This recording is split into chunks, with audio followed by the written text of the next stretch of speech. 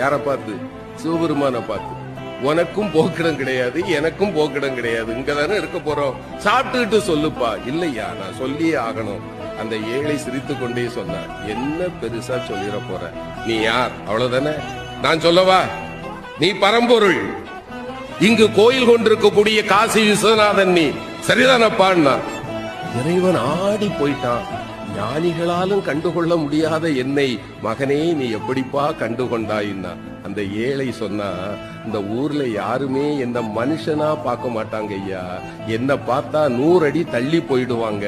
ஆனால் என்னைக்கு சமமாக அமர்ந்து அழுகி போன என் கையில் இருக்கிற உணவை கூட உண்பதற்கு ஒருவன் கையேந்துவான் என்றால் என் கருணை கடலே, உன்னை தவிர வேறு யாரால் ஐயா இது முடியும்?